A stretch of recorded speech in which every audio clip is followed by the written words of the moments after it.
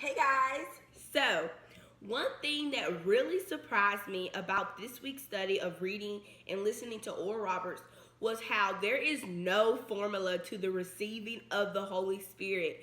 Throughout the book of Acts, we can see that there were some instances where they were laid hands upon. There were some instances where it just dropped on them, like how it did in Acts chapter 2. There were some instances where people just prayed for people to receive the Holy Spirit. And so there is no formula to it. I was really surprised by that because I guess I just assumed that you had to follow step 1, step 2, step 3. But Oral Roberts makes an emphasis of how there's no formula. There's a variety of ways to receive the baptism of the Holy Spirit. There's a variety of ways to it.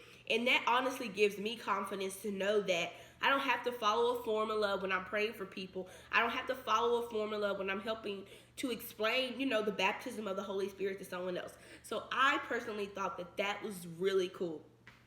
So, the difference between the baptism of the Holy Spirit and the gifts of tongues is that the gifts of tongues is a gift.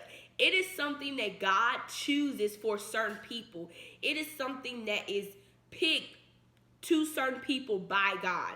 Whereas the baptism of the Holy Spirit is accessible for all believers, no matter who you are, no matter what ethnic you are or gifts you have. Every single believer has the access to receive the baptism of the Holy Spirit. Another difference is the gifts of tongues is for the ministry. Oral Roberts made an emphasis on that. The gifts of tongues is to edify the church. It is to edify a group of believers. Whereas the baptism of the Holy Spirit is to edify yourself privately, to give you boldness, to give you strength. And that is for yourself.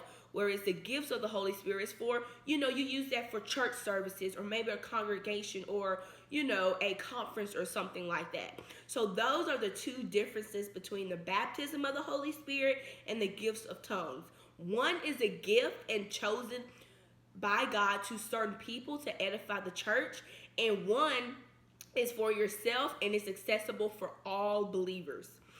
So I really thought that this was funny that Oral Roberts gave such typical, practical ways to receive the Holy Spirit and to be baptized by the Holy Spirit. So one thing he said was stop speaking in your own language. I mean, how simple can we get? And two, open your mouth. That is so practical. And I thought that that was really cool how he just laid it down like that, how it was so simple to just stop speaking in your natural language and to open your mouth and allow the Holy Spirit to speak out of you, allow the Spirit to speak your words. And honestly, that is how I personally received the Holy Spirit. I was in my children's church at my church.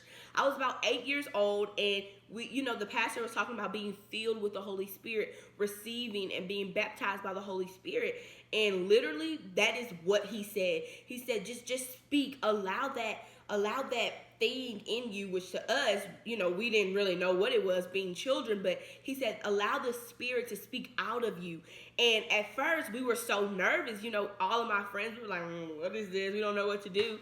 But we realized that now, looking back on it, it was the Holy Spirit. We were speaking in tongues.